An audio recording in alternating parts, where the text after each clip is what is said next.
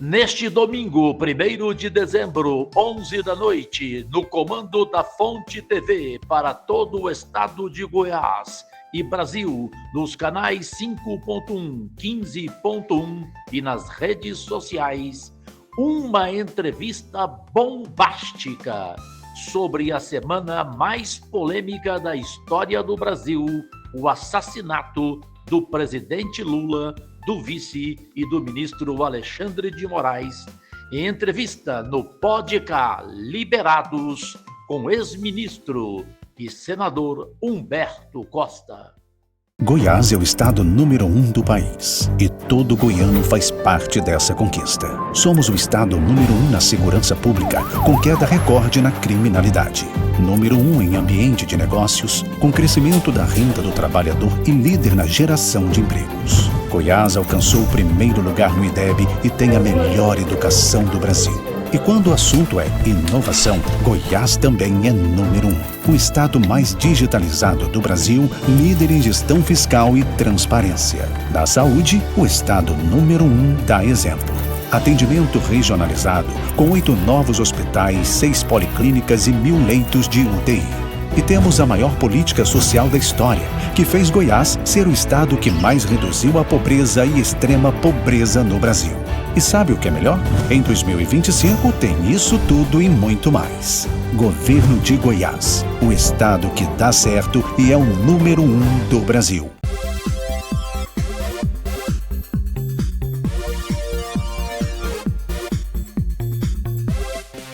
Podemos entrar aí nas suas casas? Se vocês permitem, agradecidíssimo. O desejo semanal é sincero de Deus, a alegria, saúde, a vitória em sua vida, de seus familiares e amigos neste 2024. Hoje é domingo 1º de dezembro deste ano e é a edição número 5 do Podcast Liberados, cada semana com repercussão de toda a imprensa brasileira. Muitíssimo obrigado.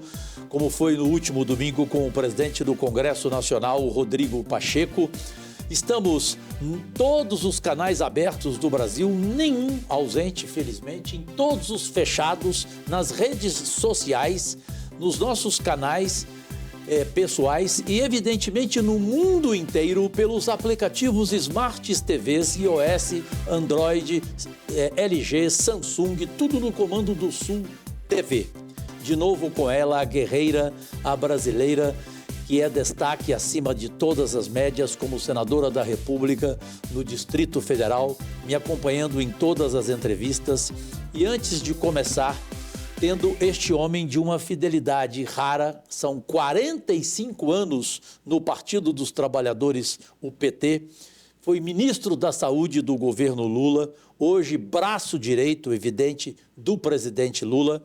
Eu quero, de forma objetiva, dizer que estrearíamos hoje um novo quadro, excepcionalmente quando há assuntos polêmicos.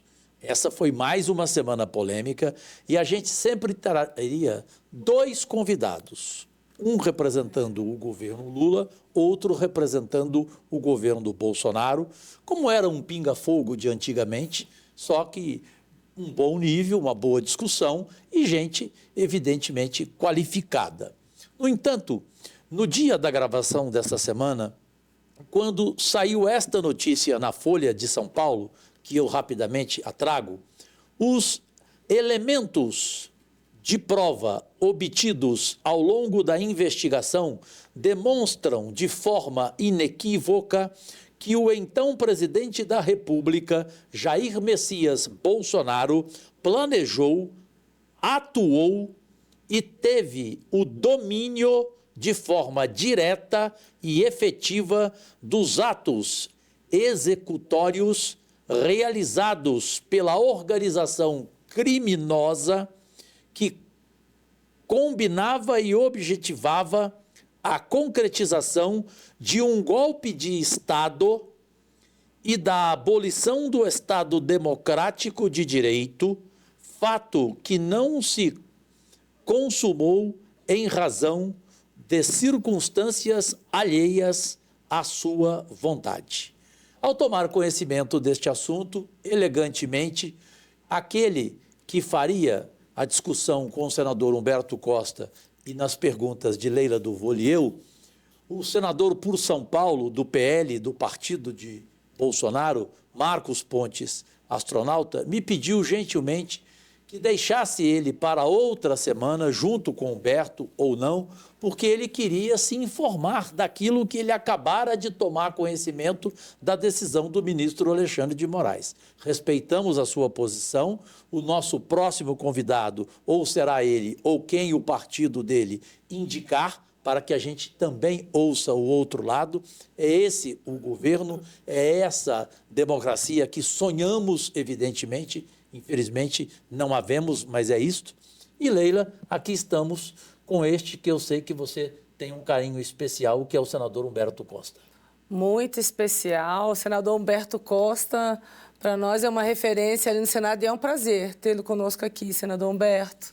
E aí em cima, então, Leila, já do começo, para começar no fogo cruzado, embora não tenha o astronauta do outro lado, ou o Rogério Marinho, ou quem quiser do governo Bolsonaro, para você, senador Humberto Costa, com toda a sua experiência pernambucana e política, não há mais nenhuma dúvida, realmente o ex-presidente Bolsonaro sabia rigorosamente de tudo. Sim, eu quero primeiro dizer da minha alegria de poder estar com vocês dois aqui, participando desse programa tão importante. Gostei bastante do programa que vocês fizeram com o presidente Lula. E quero dizer que o que se sabe, o que nós temos agora é apenas a comprovação. Todos nós, por intuição, pelo que nós víamos, pelas palavras e ações de quem estava ao lado do ex-presidente, tínhamos já uma convicção formada de que ele não só tinha conhecimento de tudo isso, como era um ator importante para a consecução desse objetivo. E o que nós temos hoje são as provas incontestáveis, por meio de áudios, de mensagens, até mesmo de material impresso na própria presidência da República, de que realmente o presidente Bolsonaro era, na verdade, o grande líder desse processo de ataque ao Estado de Direito no nosso país, não é?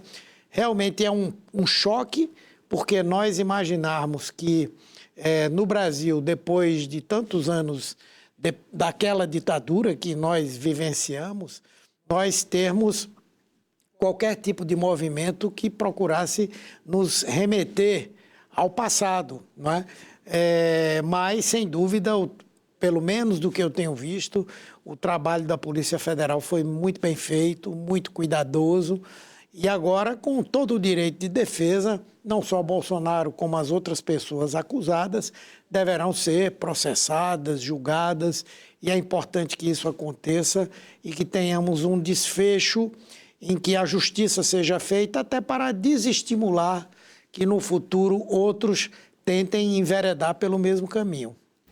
Leila do Vôlei, admirável. Senador, o que o senhor acha que, diante dessa evidente participação do ex-presidente, como o senhor enxerga o cenário que nós estamos vivendo hoje? Você acha que nós estamos numa tensão crescente por causa desse episódio? Não há dúvida de que nós estamos vivendo e vamos viver uma tensão que vai crescer. Mas, na verdade, os fatos eles são tão absolutamente claros, tão cristalinos, que muita gente que se recusava a acreditar nessa possibilidade, que achava no início que tudo era uma invenção, que depois de tantas coisas que surgiram, passaram a pensar que se tratava de uma ação isolada, que não tinha qualquer participação direta ou indireta do presidente Bolsonaro e de outros componentes do governo. E eu acho que a chegada dessas informações e desses fatos vão fazendo com que muita gente, como se diz popularmente, caia na real, e isso também cria um ambiente que... O que é que adianta agora quererem tensionar? Eu acho que o que essas pessoas precisam é preparar a sua defesa, viverem aí esse processo que vai acontecer e a gente possa sair dessa situação que nós vivemos hoje, de uma tensão permanente, de medo e tudo, e passarmos para uma situação de viver a democracia. Eu acho que tem uma outra coisa que deve ser objeto de muita atenção da nossa parte. Nós tivemos no Brasil o golpe de 64, é óbvio que depois de 68 passamos a viver uma ditadura muito forte, não é? Com desrespeito aos direitos humanos, enfim, tudo que todos nós sabemos, torturas, mortes, assassinatos e tal.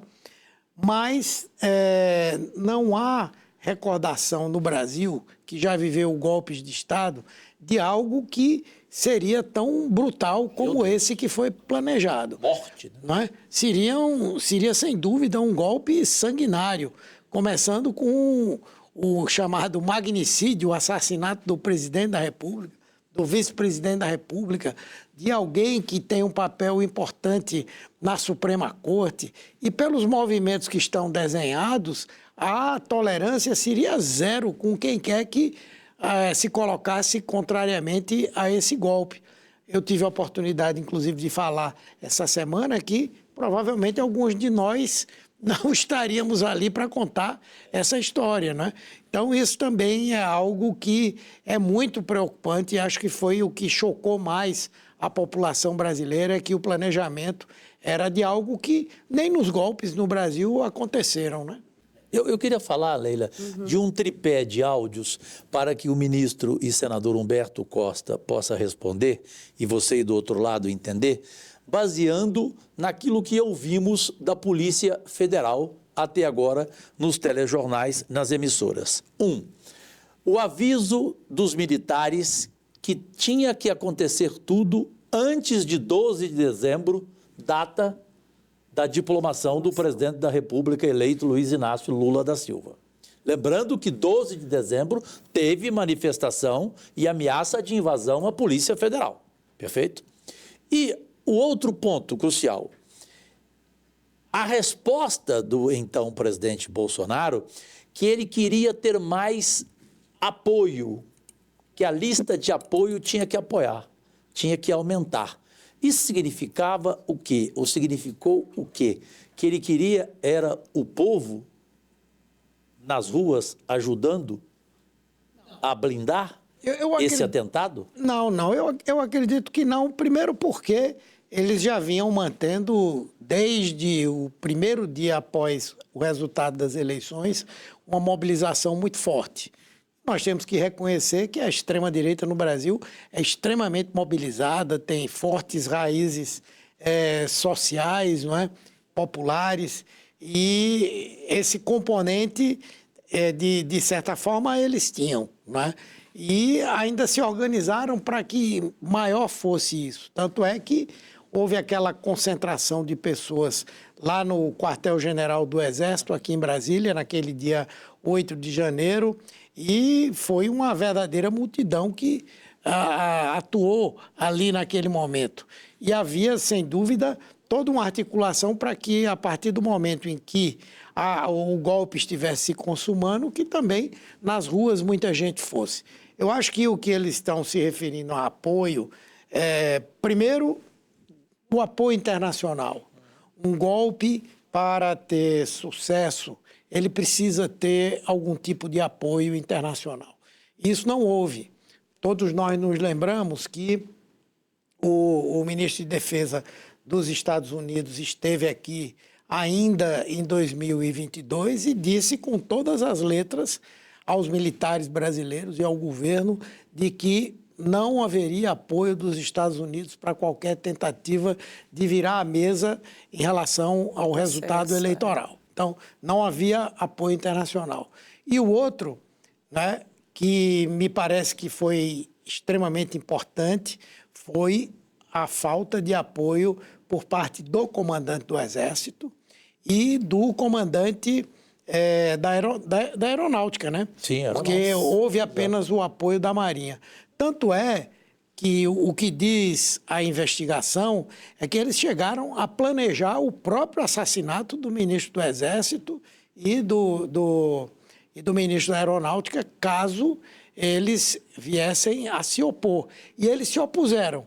E eu acho que foi nesse momento que o presidente Bolsonaro viu que não estavam dadas as condições objetivas para que houvesse sucesso nesse golpe. Então, eu acho que essa coisa de esperar um pouco mais para ver se tinha mais apoio era para ver se conseguia mais respaldo entre os comandantes militares no Brasil. Leila.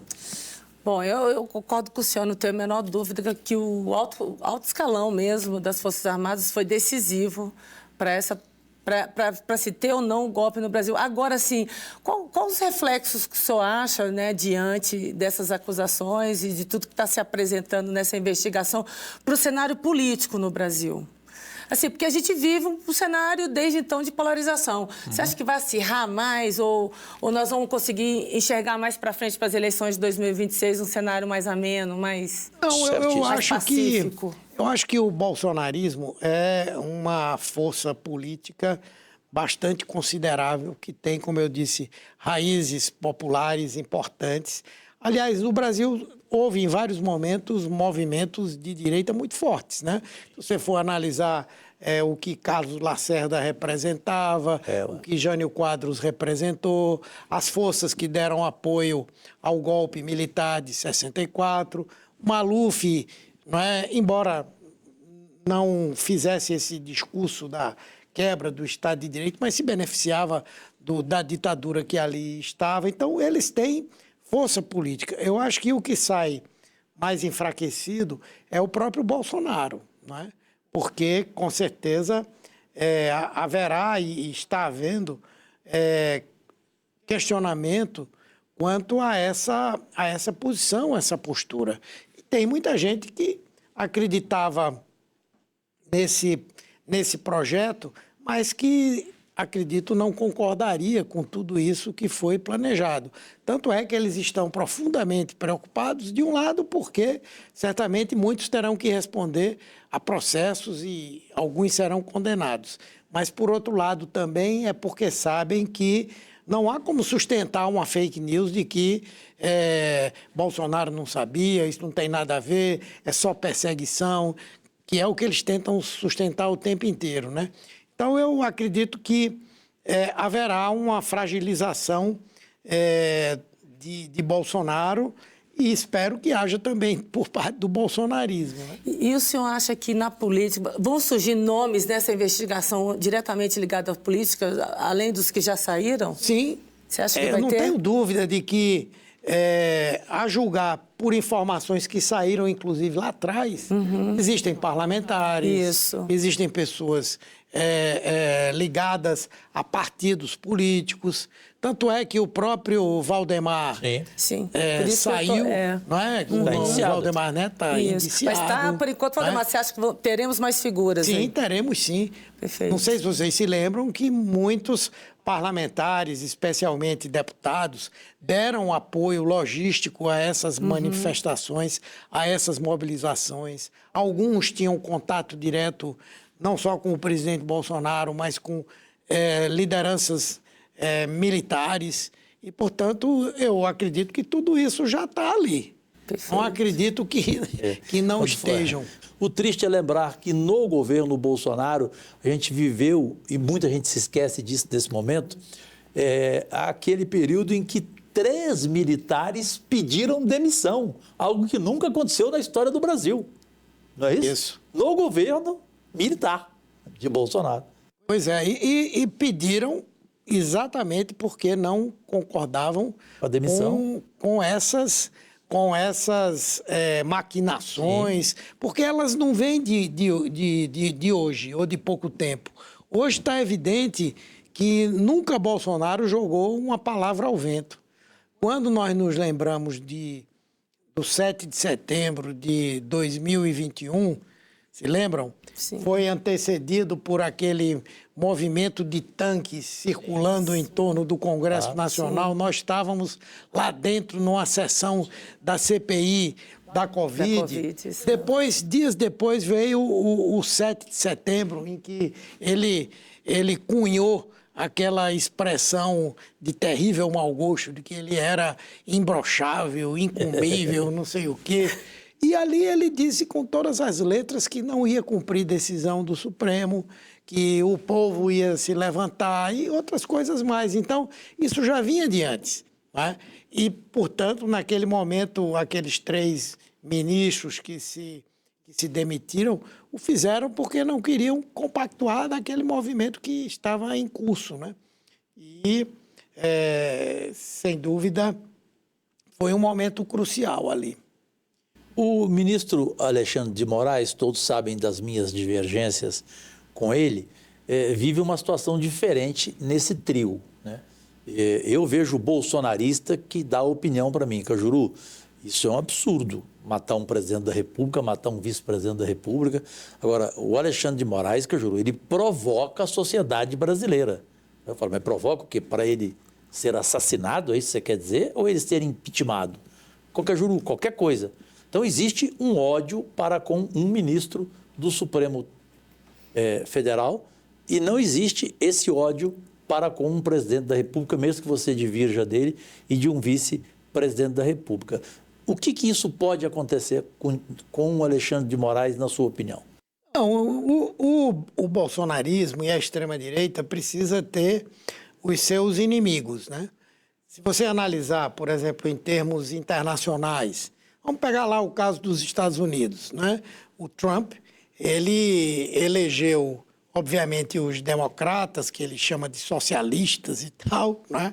E os imigrantes como os grandes adversários, os que provocam a infelicidade dos demais, que tiram os empregos, enfim. Lá na Europa são os imigrantes também, né? Países como a Espanha, a Itália, que tem hoje um governo de extrema-direita, se constituíram em cima de todo esse processo de denúncia da imigração, do combate ao islamismo, né? E aqui no Brasil, o inimigo no início era o Poder Judiciário e o Poder Legislativo. Você se lembra que o Rodrigo Maia, quando presidente da Câmara dos Deputados, sofreu ataques pesadíssimos. Teve um papel importante para a gente segurar o Congresso vivo, altivo, naquele processo da pandemia. Enfrentou o Bolsonaro para aprovar algumas medidas importantes de enfrentamento na pandemia.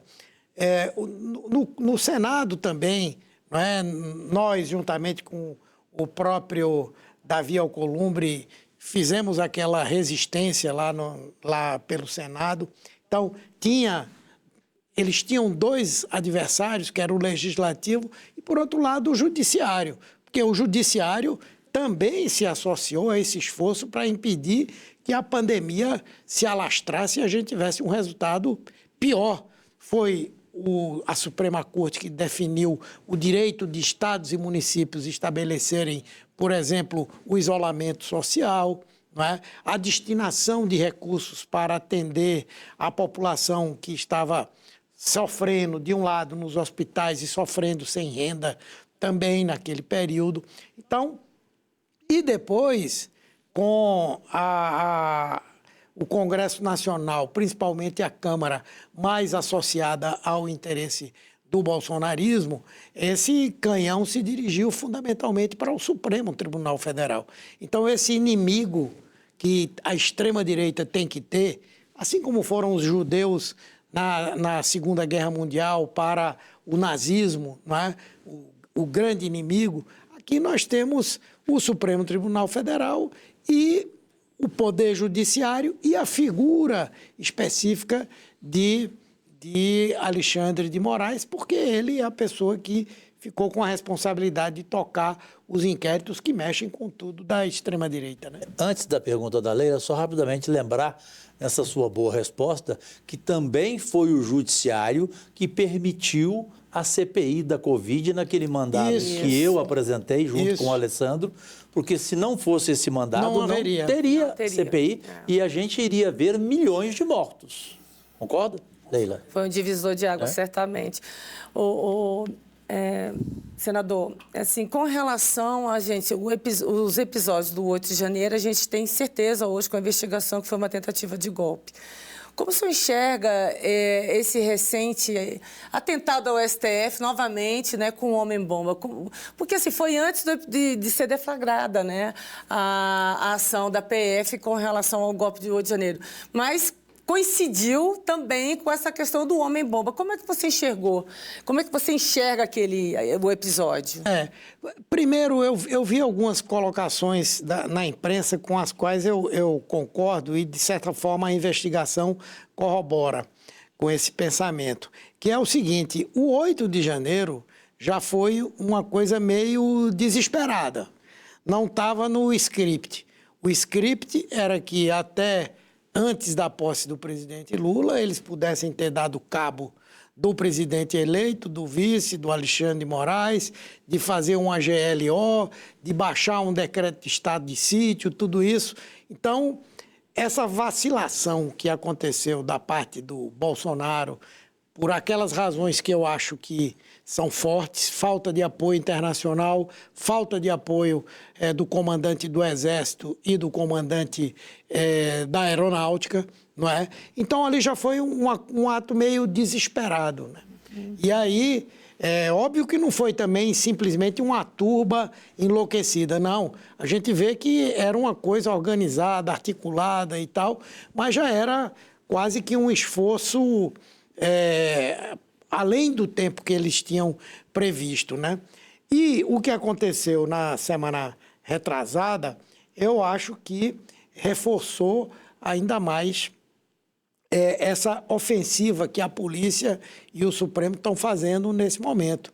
Porque dizer que se tratava de um ato isolado, pode até ser um ato isolado, mas o que é que faz uma pessoa, não é? Preparar bombas caseiras para jogar no Congresso Nacional, no Supremo Tribunal Federal, não é? Se imolar ali como ele fez, enfim. Quer dizer, aquilo é resultado do ódio que está disseminado dentro da sociedade, não é? Infelizmente. De tantas coisas que não tem cabimento, né? E aí eu acho que aquele ato que ele cometeu terminou pesando para que, nesse momento, as coisas também pesem ainda mais para o bolsonarismo. Aquilo ali é o efeito disso tudo. Pessoas que ficam meio que alucinadas, acreditando numa realidade paralela. Tudo que se diz tem uma justificativa para não ser a verdade, não é? E eu espero que, depois dessa coisa toda, a gente possa viver um momento de mais tranquilidade, né? Bom, a Leila está com sede de pautas como a saúde, pelo trabalho que você deixou na história da saúde no governo Lula como ministro, meio ambiente, enfim, ajuste fiscal. Mas eu não tenho como finalizar essa parte jornalisticamente sem uma pergunta. Para Humberto Costa, senador, com toda a experiência sua, qual a condenação que merece o presidente Jair Bolsonaro com a sua turma, que a Polícia Federal tem mostrado até agora com provas cabais e irrefutáveis?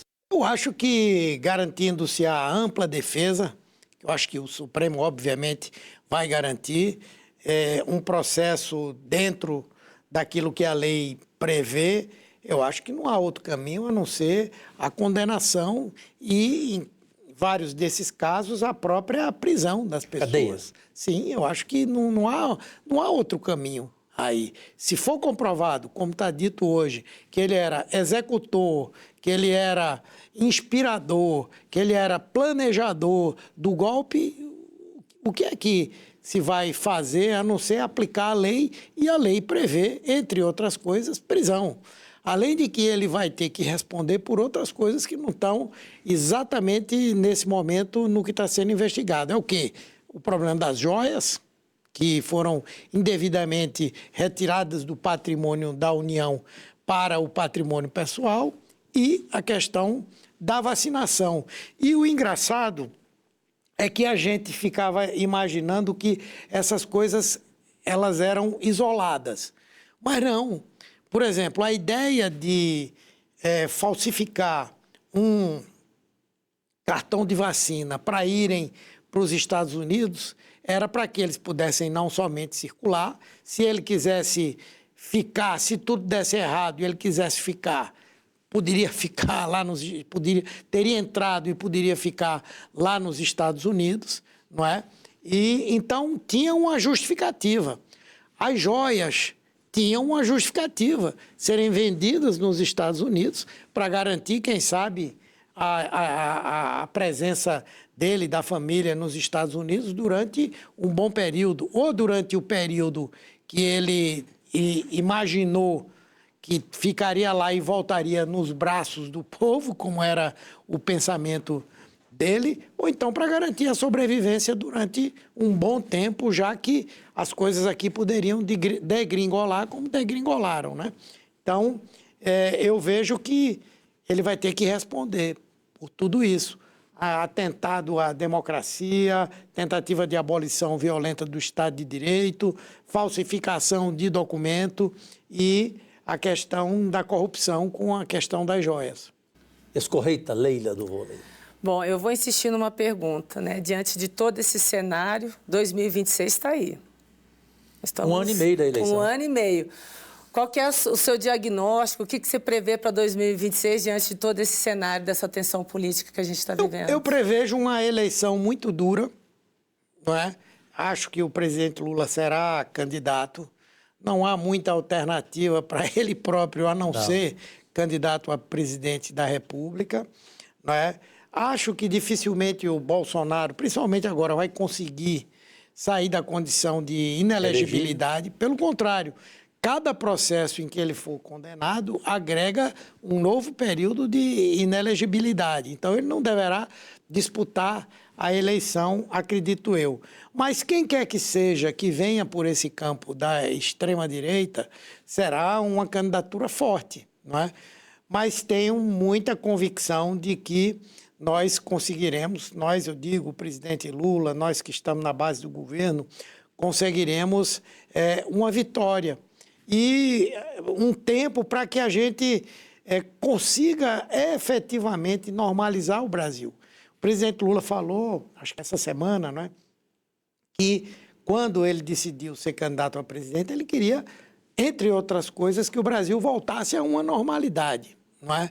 Infelizmente, as coisas melhoraram, mas ainda não existe essa normalidade. Eu acho que a institucionalização das políticas e da democracia no Brasil exige ainda um governo com esse perfil que tem o governo do presidente Lula. Eu não sei, entrando na economia, Leila, senhoras e senhores aí do outro lado, que é um assunto tão importante para o país e quer queira, quer não, em 2 anos de governo se aprovou tudo e a economia do país, ela só vem melhorando.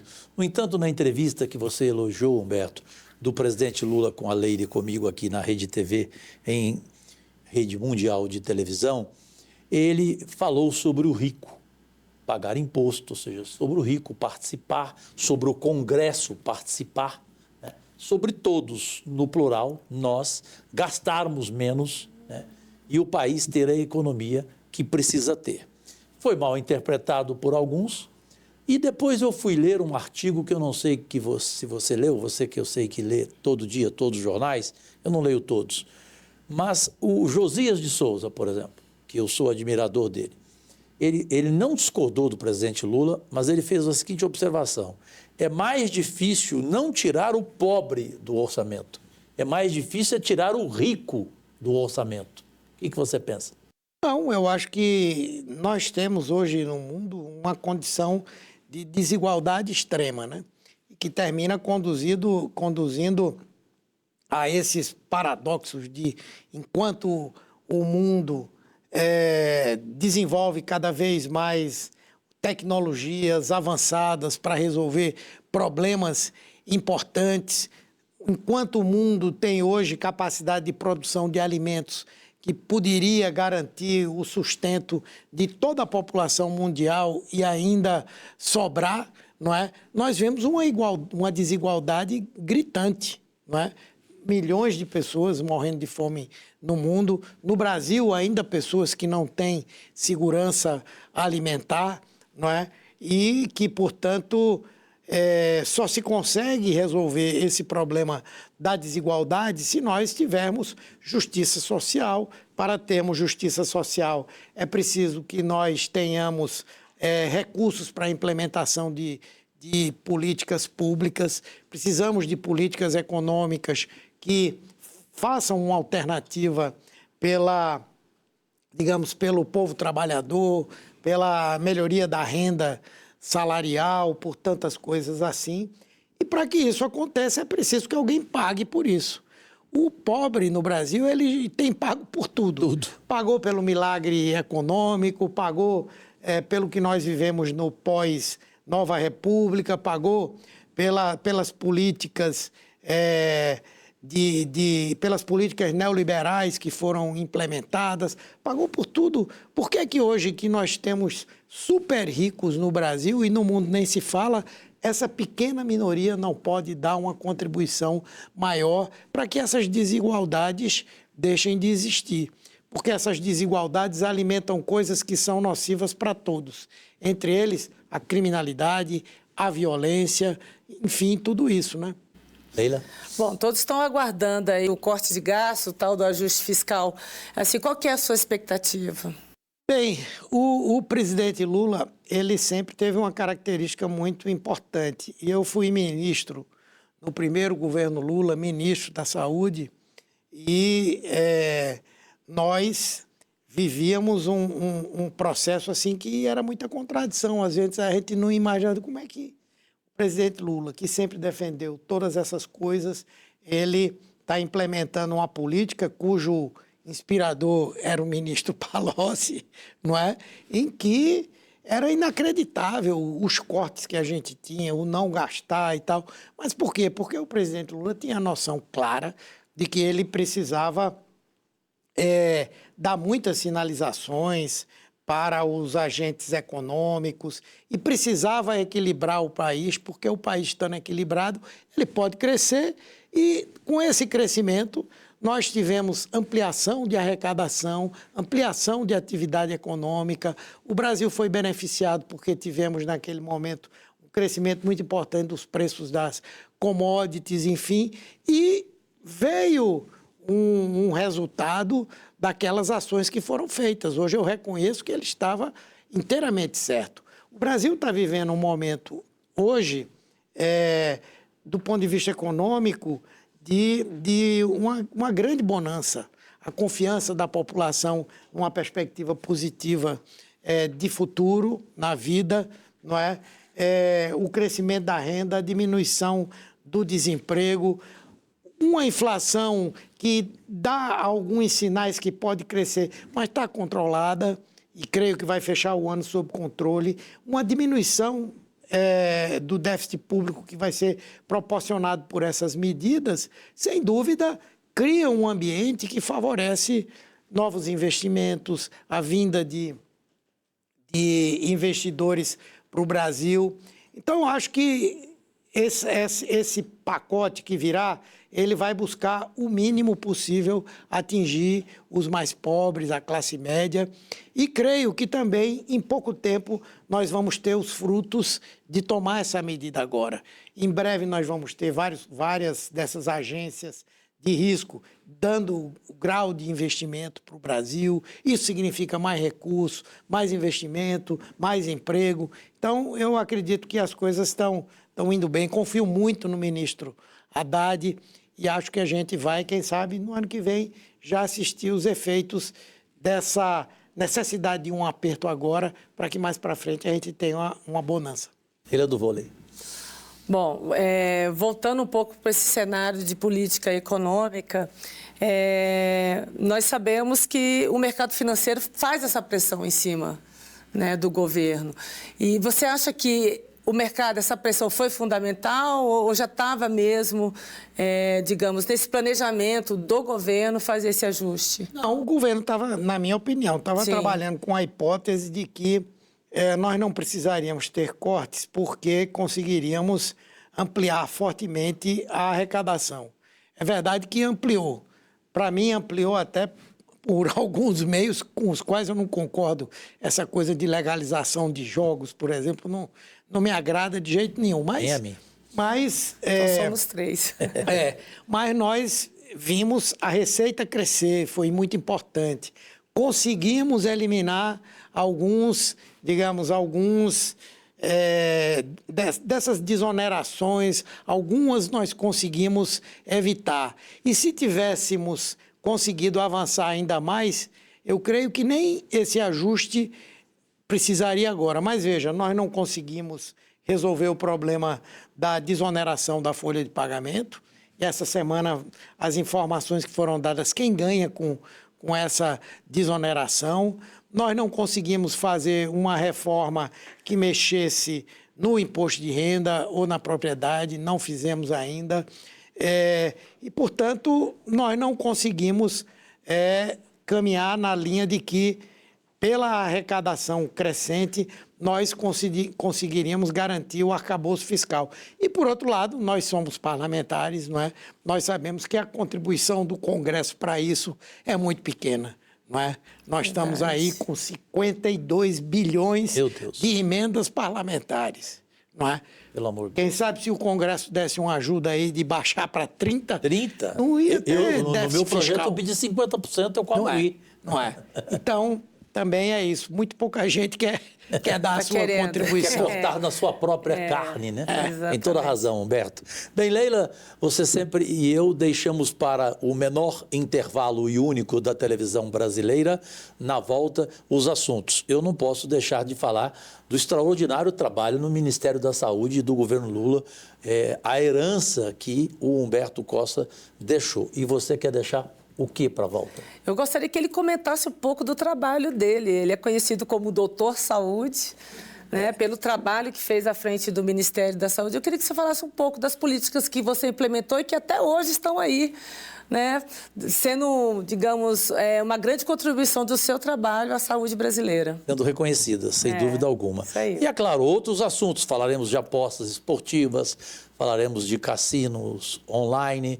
E é evidente o quadro que você sempre espera. Imagine com Humberto Costa como será o Defina em uma palavra. Voltamos já e já. Nunca dá para saber o que a gripe vai fazer com você. Pode ser febre, dor de garganta, dor de cabeça, tosse, falta de ar ou coisa pior. A única certeza é que a vacina é eficaz para proteger você. Vá até um posto de saúde. Em Goiás, temos vacinas para pessoas a partir de 6 meses de vida e grupos prioritários. A gripe é uma doença séria e imprevisível. Melhor não arriscar. Vacine-se. Governo de Goiás. Senhoras e senhores, nossos únicos patrões, voltamos para a última parte deste programa Pode Cá Liberados, um talk show diferente de entrevistas na televisão brasileira, edição número 6, exatamente com esta fidelidade rara na política brasileira, 45 anos de PT, de Partido dos Trabalhadores, Humberto Costa, senador da República, ministro do governo Lula para o mundo inteiro, os assuntos que você aí do outro lado está esperando para comentá-los à vontade em nossas redes sociais, nos canais abertos e fechados e no mundo inteiro nos aplicativos Smarts TVs. Tanto Leila como eu falamos da questão da saúde pelo legado que o Humberto Costa deixou no governo Lula 1. Então eu quero deixar para ti, depois a Leila toca, qual foi o maior legado que você deixou? Eu diria que são 4 coisas, né? Uma delas é a gente ter conseguido ampliar de maneira muito forte, muito rápida, a atenção primária no Brasil, especialmente a política do saúde da família. Hoje nós temos no Brasil uma presença muito importante desse programa, que ele foi fundamental para a diminuição da mortalidade infantil, diminuição de doenças transmissíveis e tantas outras coisas importantes. O segundo, e eu diria que talvez o maior de todos eles, o SAMU. Sim, eu ia falar. O SAMU, não somente ele é um programa extremamente efetivo, é um programa querido pela população, qualquer avaliação de políticas de governo que se faça no Brasil, o SAMU está em primeiro lugar. E eu diria que dentre as políticas públicas, especialmente na política de saúde, o que é efetivamente universal. Vou dar um exemplo para você. Minha mãe, recentemente, ela teve um episódio de um acidente vascular cerebral e quem foi buscá-la foi o SAMU. A minha irmã é médica, ligou para o SAMU foi lá, levou ela para um hospital privado, mas levou. E o SAMU já salvou milhares e milhares de vidas no Brasil. Nós tínhamos no Brasil um problema sério, que era o atendimento pré-hospitalar de urgência. Alguém que teve um mal súbito em casa, um acidente e tal. E o SAMU resolveu isso. Não sei se você já teve a curiosidade de chegar em qualquer lugar do Brasil e tem um acidente e tem um ferido. A primeira coisa que as pessoas fazem é dizer, não mexa nele. Isso. Não mexa nele. Liga para o SAMU. Então, educou a população a saber lidar com essas situações, né? Então, o SAMU, para mim, é um orgulho enorme que eu tenho. E onde eu ando pelo Brasil, eu vejo uma ambulância daquela, eu fico feliz. E o presidente Lula foi muito importante, porque me deu todo o apoio para isso. O outro foi o Farmácia Popular. Farmácia Popular, hoje, atende a 25 milhões de pessoas, que são pessoas que não necessariamente utilizam o SUS ou que, às vezes, precisam comprar um remédio que não faz parte da relação dos remédios do SUS e que podem, para doenças como asma, hipertensão arterial, doenças cardíacas e outras, não é? Ter a possibilidade de, ou gratuitamente, ou pagando um valor simbólico por esses produtos, né? E o terceiro, que eu acho que precisa ser melhorado, mas que já cumpriu um grande papel no Brasil, que é o Brasil Sorridente. O Brasil Sorridente, ele não tem tanta visibilidade, porque no Brasil a classe média ou via um plano de saúde, ou via pagamento direto do próprio bolso, vai ao dentista. Mas a população pobre, não, ela vai utilizar o Sistema Único de Saúde. E nos 6 primeiros anos do programa Brasil Sorridente, nós tivemos uma redução significativa do número de dentes cariados, de dentes retirados. E se essa política continua, nós vamos conseguir ter realmente uma mudança significativa. O Brasil Sorridente, ele dá a possibilidade de a pessoa pobre ter acesso a tratamentos que nunca existiram no campo da odontologia pública, tipo uma correção de algum tipo de alteração ortodôntica, tratamento de canal. Antigamente existia 2 possibilidades, era obturar o dente ou arrancar o dente. Hoje, não, você tem várias alternativas no serviço público. E uma quarta questão que eu me orgulho muito também foi a implantação da fábrica da Hemobras, né? E até um parênteses aqui, a Hemobras essa semana foi objeto de uma reportagem do Jornal Nacional mostrando como nós estamos eliminando aquele desperdício de plasma que havia, que era um argumento, inclusive, que as empresas que estavam querendo comercializar plasma utilizavam, né? Que foi até tratado no Senado. Isso. E a Hemobras hoje é uma realidade, é a maior empresa de produção de hemoderivados e de produtos de alta tecnologia para doenças do sangue. Então, foi muita alegria que eu tive de poder construir isso. E fico alegre também porque algumas coisas nós deixamos plantadas, né? A gente pensava no Mais Médicos, não com esse nome, mas já pensava lá no início. E a grande conquista que o presidente Lula pode ter no seu mandato, que eu espero que seja lançado o mais rapidamente possível, é o atendimento especializado e de média complexidade. Você sabe que o tempo inteiro a gente está ali, pessoas reclamando que diagnosticam câncer e demora, espera na fila para poder ter uma consulta com um endocrinologista ou com um cardiologista. E eu creio que o desenho que está sendo feito no governo vai conseguir enfrentar e resolver esse problema para muita gente. E nós pensamos lá atrás, né? Então é com muito orgulho que eu vi essa minha passagem, né, pelo Serviço Público Federal. Sem dúvida alguma, Leila. Uma passagem brilhante. Pelo amor de Deus. Nossa.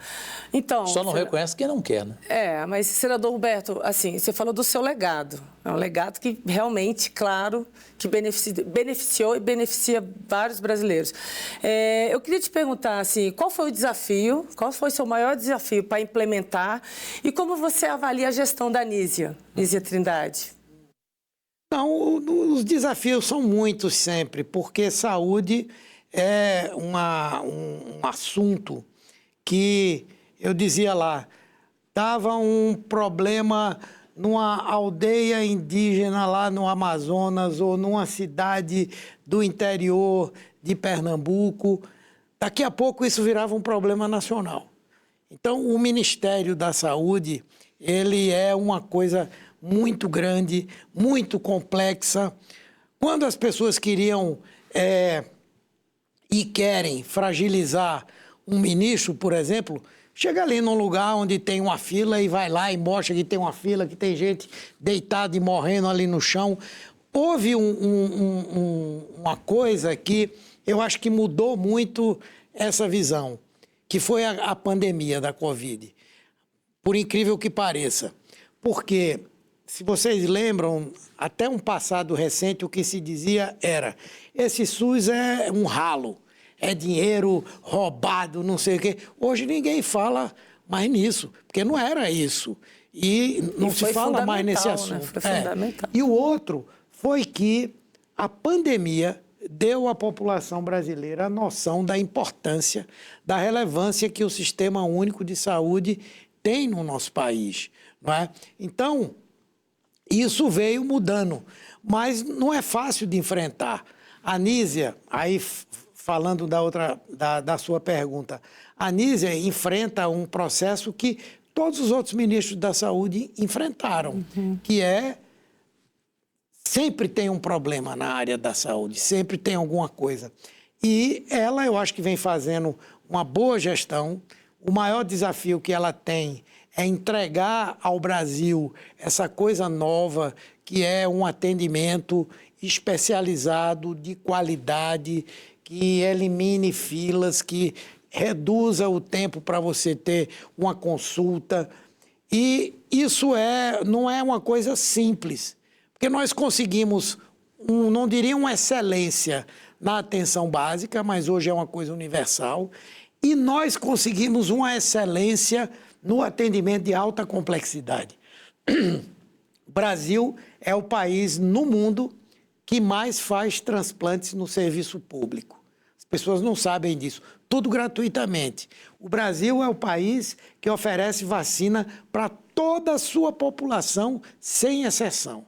É o país que oferece tratamentos de altíssimo custo para a sua população. E o nosso gargalo está aí, no atendimento especializado. O que faz, inclusive, com que muita gente tenha que chegar nessa terceira etapa, que é o atendimento de alta complexidade. Porque se você é um diabético, você como eu sou diabético, você é diabético. Demais. Você é diagnosticado cedo. Eu não sou diabético, sou de São Paulo. Você é diagnosticado cedo. Você é bem tratado. Você tem acesso a mais nova tecnologia. Você não vai ter um problema visual, você não vai ter um problema renal, você não vai ter um problema cardíaco, você vai ser controlado, não é? E é isso que está faltando hoje, é esse meio de campo do atendimento especializado e do atendimento de urgência hospitalar.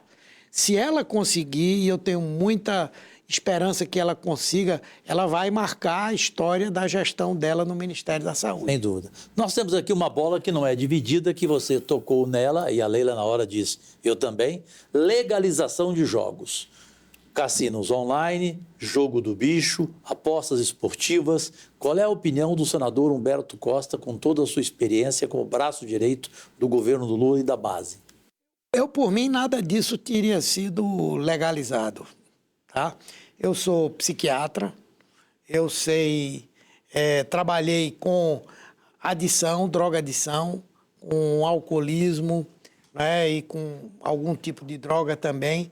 Trabalhava com funcionários públicos lá na prefeitura de Olinda e a gente sabe o que é a dependência. Inclusive, o que se chama de ludodependência, não é? Isso no passado era muito comum. A gente ouvia falar de gente que jogava baralho, que acabava com a sua vida e tal. E eu acho que isso está sendo muito descontrolado. Isso não tem uma regulamentação rígida como deveria ter. Isso não deveria ser uma coisa a qual as crianças tivessem acesso. Isso está destruindo lares, famílias, enfim. E eu acho que agora nós vamos ter que correr atrás do prejuízo. A regulamentação, pelo menos a gente saber o que é que vai ser, devia vir antes disso, né? E eu, por mim, não haveria nada disso. Eu acho que esse aumento de arrecadação, a receita disso, é muito pouco diante dos problemas que a gente precisa enfrentar. Mas é difícil enfrentar isso de alguém do governo, né? Essa é a realidade. Encarando, né? Eu acho um equívoco grande, muito grande. Bom, chegou o momento do quadro Defina em uma palavra. Sempre começa com Leila Barros do Vôlei. Senador Humberto, define uma palavra: radicalização. Algo que tem que ser evitado. Defina em uma palavra Donald Trump. Um mal. Democracia. Um bem importante. Defina em uma palavra PT. Difícil. Mas eu diria que esperança, principalmente. Não é um partido meio complicado, radical, tem racha Tem demais? as suas complicações. Tem, hã? Tem as suas Tem alguns complicações. chatos. Mas nada que é bom não tem o seu lado complicado também, né? Siga, Leila. A harmonia entre os poderes. Fundamental. Fundamental no dia de hoje. Em uma palavra, Luiz Inácio Lula da Silva. É um gênio. Em uma palavra, o Congresso Nacional. Importante também. Em uma palavra, Jair Bolsonaro. Mal também. Agora eu quero te perguntar diferente. Você é psiquiatra. Como psiquiatra, como é que você define o Jair Bolsonaro? Eu acho que é uma pessoa que tem fortes traços sociopáticos, sem dúvida. Agora define em uma palavra o homem Humberto Costa. Justo. Uma pessoa justa. Sensacional. Eu acho que não precisa falar do Haddad, porque durante a entrevista ele fez falou elogios muito, ao ministro Haddad, né? E não adianta, gente. Ministério, você lembrou do primeiro que você fez parte. Aquele ministério do governo Lula em 2002, quando ele foi eleito, foi extraordinário, inesquecível, né? E esse hoje é um outro que você tem pouquíssimas, né? Quem que você vai discutir? A qualidade de quem, né? A qualidade técnica. A qualidade, a competência de cada um, o que significa, né? Só para saber se dá tempo, quando você falou sobre alguma coisinha aqui e ali, na verdade, o presidente Lula quem segura qualquer insatisfação dentro de um quadro do PT? Ou seja, é ele mesmo o líder e se ele falar, basta? Não, ele, inclusive, é uma pessoa que é muito sensível àquelas questões que o próprio partido levanta, não é? Ele tem a opinião dele, estando convencido, ele vai trabalhar para que a opinião dele prevaleça, mas ele sempre respeita também o sentimento, não é? E as posições que os integrantes do partido têm. É uma construção. Eu tenho curiosidade, Humberto. Rapidinho. Você já foi tudo, deputado estadual, deputado federal, 2 mandatos como senador. Qual é o futuro do Humberto Costa em 2026? Bom, o presidente Lula tem dito que, na situação presente, ele precisa mais de senadores do que de governadores, né? Meu desejo sempre foi o de um dia governar o meu estado. Mas eu vou voltar a disputar a eleição para o Senado, até por entender que realmente nós corremos um risco em 2026 de termos uma maioria ali no Senado que não seja claramente democrática, né? Então eu vou disputar. Senador Humberto Costa, ministro Humberto Costa, um prazer. E no próximo domingo, no próximo programa, a gente terá o contraditório a este. Vamos ver quem que o PL, que o governo Bolsonaro vai escolher. O astronauta Marcos Pontes está convidadíssimo. Entendemos a posição dele na ausência de hoje. E é isso que é importante, que haja a democracia, que todos possam opinar. E aquilo que eu, às vezes, aprendo muito contigo, com a Leila, com o Mourão, com o general Mourão, que você, para discordar de alguém, você não precisa desqualificar. É tão fácil discordar, né, de forma elegante, de forma respeitosa, tranquila, respeitosa, né? Então, respeitosamente, muitíssimo obrigado por essa entrevista. Obrigado, Humberto Costa. Irmã, obrigadíssimo de novo. Senhoras e senhores, Deus de saúde, ótima semana, agradecidíssimo, Rede TV, mundo inteiro, por mais um Podcast Liberados. E vem aí também o cantor das multidões, Gustavo Lima, já nosso entrevistado antes do Natal, que também terá Ivan Lins, com a nova música dele, de Natal. Tem muita novidade até o final do ano. Tchau.